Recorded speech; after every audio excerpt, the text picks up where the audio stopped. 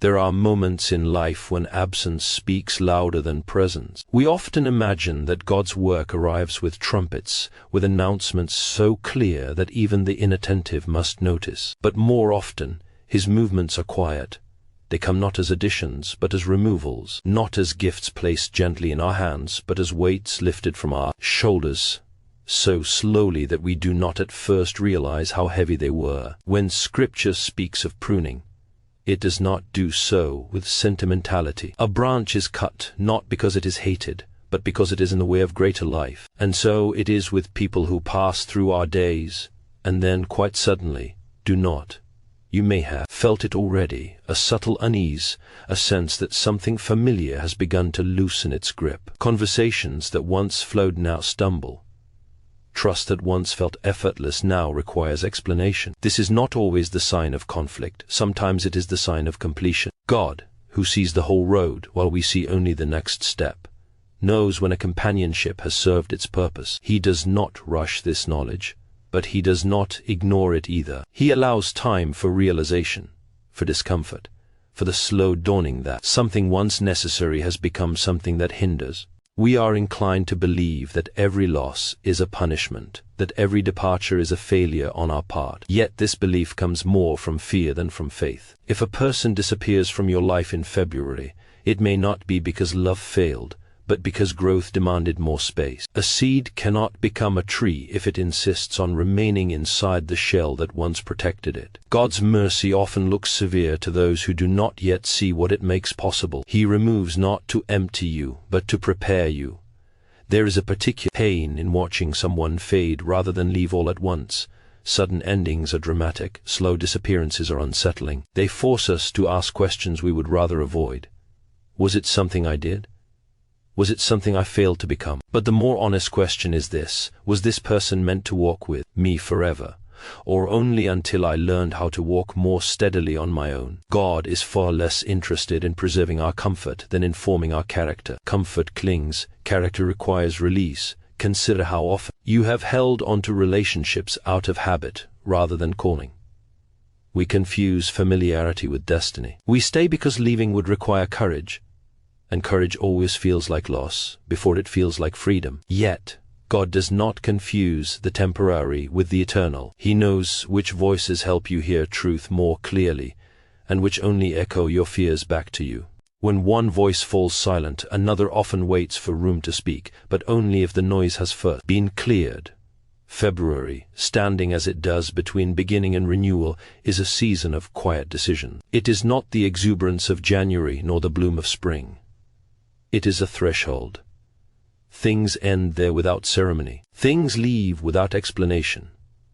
And God, who works so patiently with human hearts, sometimes allows a person to step out of your story precisely because their chapter is complete. Not every disappearance is dramatic. Some are simply necessary. If you feel resistance rising in you, do not be surprised. We resist loss even when it rescues us. We cling to what we know, even when it no longer leads us forward. But faith is not the denial of pain. It is the trust that pain is not the final author. God does not erase people carelessly. He edits with intention. And while his revisions may confuse us now, they are aimed at a coherence we cannot yet see, a wholeness that requires space, silence, and the courage to let go. There comes a moment, often unnoticed at first, when God begins to loosen a connection that has long defined part of your life. This is not done with noise or drama, but with a quiet certainty that grows stronger the more you resist it. What you once leaned on starts to feel unsteady. What once comforted you begins to confuse you, and in that confusion God is not absent. He is at work. He is teaching you the difficult lesson that not everything familiar is meant to remain, and not everything that leaves is meant to be mourned forever. Some presences are given to shape you for a season, and when their work is complete, their staying would do more harm than their going. It is easy to believe that God's blessings always come in the form of addition, new people, new opportunities, new doors swinging open. Yet many of his most profound blessings arrive disguised as subtraction. He removes distractions before he reveals direction. He clears space before he fills it. When one person begins to fade from your life, it may feel like a loss, but often it is the first sign of alignment. God knows which relationships nourish your growth and which quietly drain it. What feels like abandonment to you may be divine protection unfolding slowly enough that your heart can survive it. We often overestimate the permanence of people and underestimate the permanence of purpose. A person can walk beside you for years and still not be meant to follow you into the next chapter. God does not consult our nostalgia when He shapes our future. He sees the end from the beginning, and He knows when a relationship has reached its natural conclusion. The pain comes not from the ending itself, but from our insistence that it should not end. We ask God to preserve what He is trying to complete, and in doing so we delay the peace that would come from acceptance. There is also a hidden mercy in gradual distance. If God removed every person abruptly, hearts would harden. Instead, He allows space, silence, unanswered messages, shifting priorities. These are not accidents. They are invitations to loosen your grip. They give you time to reflect, to grieve, to recognize that your identity is not anchored in another person's presence. When someone disappears, God is often teaching you how to stand without leaning, how to listen without relying on familiar voices, how to trust Him without the comfort of human reinforcement. You may wonder why this separation must happen now, why it cannot wait until you feel stronger or more prepared. But preparation often comes through loss, not before it. God does not wait for you to be fearless. He uses the moment of fear to shape courage. The removal of a person may expose wounds you did not know were still open, dependency you believed were healthy, or fears you had carefully avoided naming. This exposure is not cruelty. It is clarity. Healing cannot occur where truth is hidden. It is important to understand that disappearance does not always mean conflict or betrayal. Sometimes there is no villain in the story, no dramatic wrong to point to. There is simply divergence. Paths that once ran parallel begin to separate, not because one is right, the other wrong, but because they are leading to different destinations. God honors the destination He has prepared for you more than the comfort of walking with someone who cannot go where you are being led. When the silence grows and the absence becomes real, resist the urge to fill the void immediately. God often removes one voice so that you can finally hear another, sometimes His, sometimes your own. Loneliness, though painful, can become a teacher if you allow it. It reveals what you seek in others that you have not yet learned to receive from God. It shows you where your faith has been shared out instead of rooted deeply. And in that realization, strength begins to form quietly, steadily, without spectacle. This moment is not about punishment or rejection. It is about refinement. God is not taking something precious from you to leave you empty. He is making room for what cannot arrive while your hands are full. The disappearance of one person is often the clearing of a path, a necessary narrowing before expansion. Though it may not feel like grace now, in time you will recognize that what left had already given what it could, and what remains is enough to carry you forward.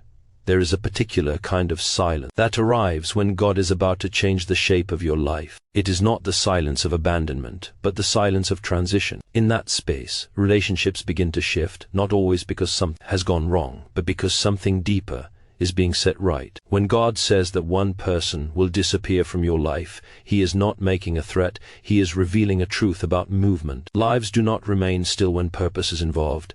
They either grow together or they grow apart. And God, who values truth over illusion, allows separation when togetherness would become a lie. We tend to measure relationships by their duration rather than by their fruit. If someone has been present for years, we assume they must be essential. Yet God measures differently. He looks at what a relationship produces in your spirit. Does it draw you toward humility or pride, toward peace or constant anxiety, toward courage or quiet fear? When a relationship no longer bears good fruit, God does not condemn it, but He does not preserve it either. He allows it to wither naturally, so that you may learn the difference between attachment and love. Often, the person who disappears is not someone you dislike, but someone you have outgrown. This is one of the most difficult truths to accept, because growth can feel like betrayal. You worry that moving forward means leaving someone behind, and that thought carries guilt. But God never asks you to remain small to keep others comfortable. He does not design growth as an act of cruelty. If someone cannot follow where you are being led, their absence is not your failure. It is simply the boundary of their own journey. There is also a subtle danger in holding on to people past their season. What once encouraged you can begin to limit you. What once challenged you can become predictable. God, who desires depth rather than stagnation, sometimes removes a familiar influence so that you may be stretched again. This stretching often feels loss before it feels like freedom. You notice the empty spaces where conversation once lived, the habit that no longer makes sense, the routines that now feel hollow. These are signs not of destruction, but of preparation. The disappearance of a person can also expose the fragile places in your faith. When someone leaves, you may realize how much reassurance you borrowed from them, how often their presence steadied you more than prayer ever did. This realization can be unsettling, even painful. Yet, God allows it not to shame you, but to recenter you.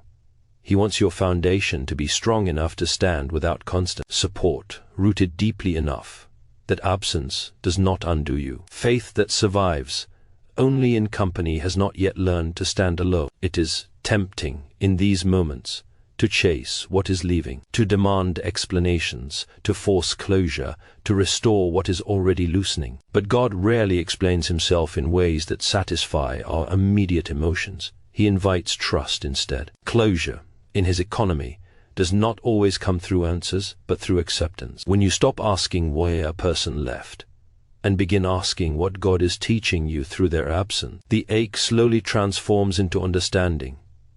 This season may also teach you restraint. Not every gap must be filled. Not every silence must be answered. God sometimes removes one relationship to protect you from replacing it too quickly with another that serves the same unhealthy need. He is patient in his work, even when you are not. He allows loneliness not as a punishment, but as a pause, a moment where you can learn discernment, where you can recognize the difference between companionship and dependence. As February unfolds, you may notice that the disappearance feels less dramatic than you expected. There is no final argument, no clear ending, just a quiet drifting apart. And yet, in that quiet, something within you begins to settle. The striving eases. The confusion lessens. You start to sense that what God has removed was already losing its power to help you become who you are meant to be. The absence, though still tender, carries a strange kind of peace. This is the mark of God's guidance. He does not tear away what is essential. He releases what has completed its purpose. Though the heart resists at first, it eventually recognizes wisdom when it appears. What disappears makes room for clarity, for strength, for a deeper reliance on God rather than on the fragile consistency of human presence. And in that space, your life quietly realigns with the path prepared for you. There are times when God's guidance does not arrive as instruction but as interruption. A rhythm you had grown used to is disturbed. A presence you assumed would remain begins to slip away. And in that unsettling change, God is not confusing you. He is inviting you to see more clearly. When a person disappears from your life, it often reveals what had been quietly hidden while they were there. Their absence acts like a mirror, showing you where your strength truly comes from, and where you have been relying on something temporary to hold together what only God can sustain. We often imagine that God's will should feel immediately peaceful, but many of his most important works begin with discomfort. Disappearance creates questions, and questions awaken reflection. You start to notice patterns you ignored before, compromises you justified, silences you tolerated. What once seemed normal begins to look fragile. God uses this moment not to accuse you, but to awaken discernment. He is teaching you to see relationships, not merely by how they feel, but by how they shape your soul over time. There is a difference between companionship that sharpens you and companionship that simply keeps you occupied. One draws you closer to truth, the other distracts you from it. When God removes a person, he is often removing a distraction that has become convincing enough to feel essential. This does not mean the relationship was evil or malicious. Many distractions are pleasant, many are comforting. But God's aim is not comfort alone. It is transformation, and transformation requires clarity, even when clarity costs you familiarity. The disappearance of someone can feel like exposure. Without them, you may feel more visible, more responsible, less protected. This is precisely the point. God does not intend for you to remain hidden behind relationships that buffer you from growth. He calls you into responsibility, into ownership of your choices, into a faith that is no longer second-hand. When a person leaves, you are left with yourself and with God, and in that pairing there is nowhere to hide and nothing false that can remain unchallenged. It is also in absence that you learn the true weight of a relationship. While someone is present, their influence blends into the background of your life. Only when they are gone do you realize whether they were anchoring you or merely occupying space. God allows disappearance to reveal this truth gently. If the loss feels devastating, it may point to an attachment that had quietly become too central. If the loss feels surprisingly light, it may reveal that the relationship had already loosened long before the person left. In this season, you may be tempted to rewrite the past, either idealizing the relationship or condemning it entirely. Both extremes distort reality. God invites you instead into honest remembrance, to see what was good without clinging to it, and to see what was limiting without resentment. This balanced vision is rare, and it usually comes only after loss. Disappearance, though painful, can grant you the gift of truth unclouded by daily presence. There is also a deeper invitation hidden here, the invitation to trust God's timing more than your own emotional readiness. You may feel unprepared for this separation, convinced that you needed more time, more closure, more assurance. But God's timing is not arbitrary. He removes a person not when you feel ready, but when remaining would quietly pull you away from what he is forming in you. Readiness often follows obedience. It does not precede it. As days pass, the sharpness of absence begins to change. What once felt like a wound starts to feel like a boundary. You recognize that not every connection is meant to be permanent, and that impermanence does not negate value. Some relationships are like bridges, essential for crossing into a new place, but not meant to be carried with you once the crossing is complete. God does not ask you to drag the bridge along. He asks you to trust that it has done its work. In allowing someone to disappear, God is not diminishing your story. He is refining it. He is stripping away what no longer fits so that what remains can grow stronger, clearer, and more aligned with his purpose. Though the path may feel narrower now, it is leading you somewhere more honest, where your faith is deeper, your dependence is rightly placed, and your life is no longer shaped by what you fear losing, but by what God is faithfully building within you. There is a hidden kindness in the way God allows certain people to leave without explanation. We often think clarity must come through words, through final conversations and neatly tied endings. Yet, God knows that some truths are too deep to be communicated through dialogue alone. When a person disappears from your life, the absence itself becomes the messer.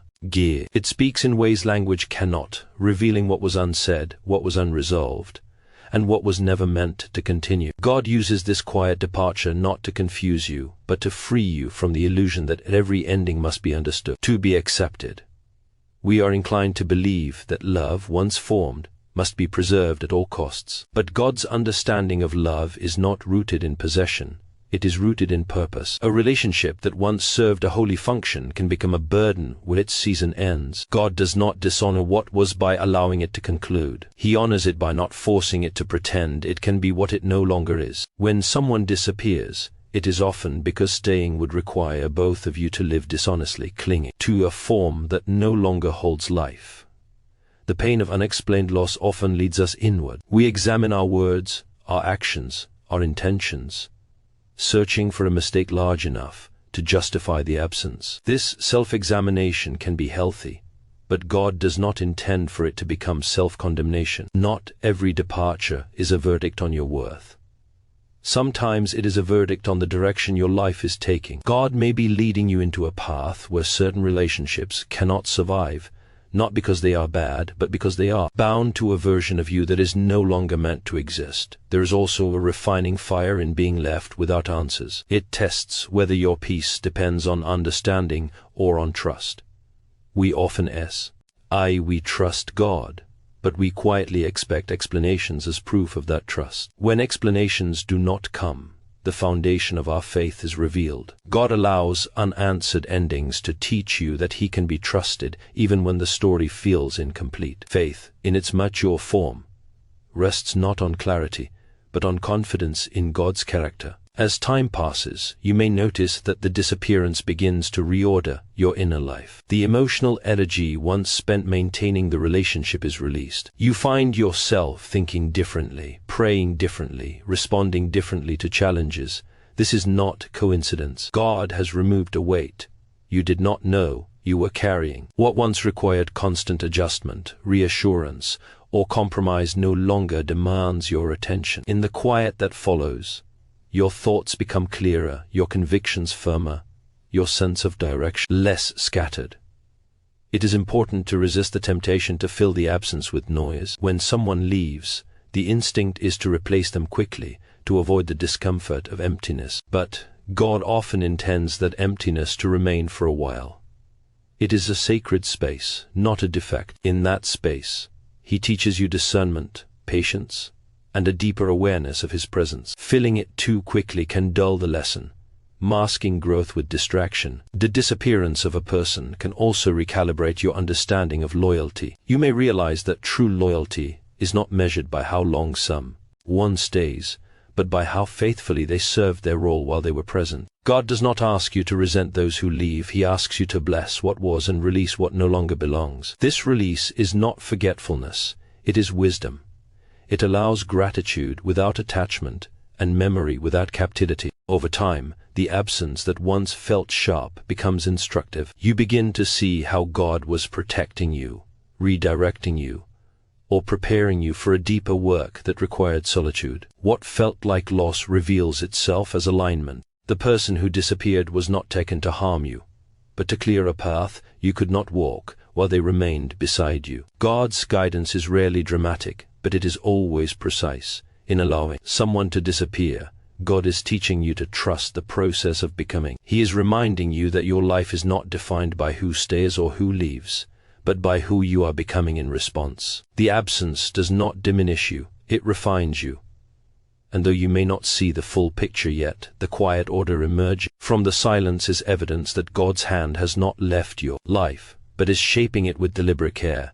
There comes a point when God no longer negotiates with what is holding you back. Until then, He warns gently, He stirs discomfort, He allows restlessness to grow. But when a relationship has quietly crossed the line from influence into interference, God's response becomes decisive. The disappearance of a person from your life is often not sudden in heaven, even if it feels sudden on earth. It is the result of many unseen moments where God has weighed what that connection was doing to your spirit and determined that its time had passed. We like to think that God works primarily through what He gives, but some of His clearest instructions come through what He takes away. When a person leaves, God is often protecting a future version of you that cannot survive the weight of that relationship. Certain connections anchor you to old fears, old habits, old ways of seeing yourself. As long as those anchors remain, movement is possible, but progress is not. God does not cut the anchor to punish the ship. He does it so the ship can finally move.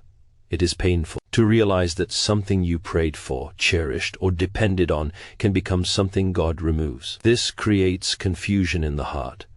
You ask why God would allow something meaningful only to later take it away. But God is not inconsistent, He is purposeful.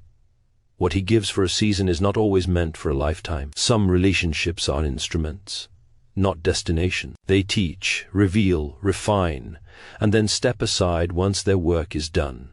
Often, the person who disappears is someone connected to a version of you that God is asking you to outgrow. As long as they remain, you are tempted to remain the same. You speak the same way, tolerate the same patterns, accept the same limits. God, who is committed to your transformation, will not allow familiarity to become a ceiling. When growth threatens the stability of a relationship, God chooses growth, not because the relationship is worthless, but because your calling is weightier. There is also a sobering truth hidden in disappearance.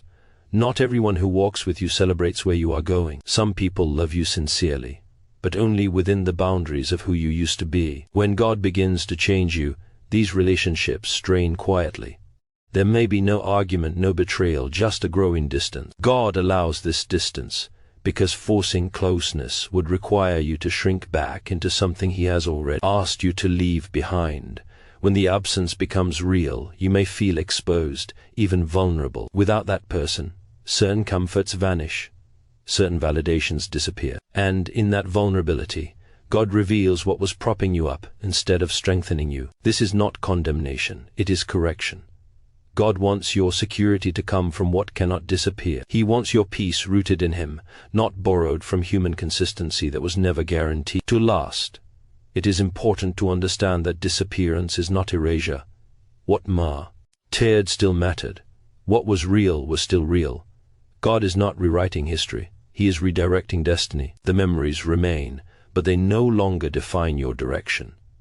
The lessons stay, but the dependency ends. This is how God preserves the value of what was without allowing it to control what will be. As time passes, you may notice something unexpected. The ache softens, but clarity sharpens. You see more clearly how the relationship shaped you, and just as clearly how it limited you. What once felt essential now feels incompatible with who you are becoming. This realization does not come all at once. It unfolds slowly, like light returning to a room after a long night. And with it comes a quiet gratitude, not for the loss itself, but for the wisdom it produced. God's purpose in removal is never emptiness, it is alignment. He is ordering your life, so that what remains can grow without resistance. When a person disappears, God is often simplifying your path, reducing the noise, narrowing your focus. What feels like reduction is actually refinement. Less weight, fewer voices, clearer direction. Though the departure may have felt like an ending, God is not finished. He is clearing what cannot come with you into what is next. The absence is not the conclusion of your story, it is the adjustment that allows the story to continue with greater integrity, deep faith, and a life no longer shaped by what you fear losing, but by what God is deliberately preparing you to receive.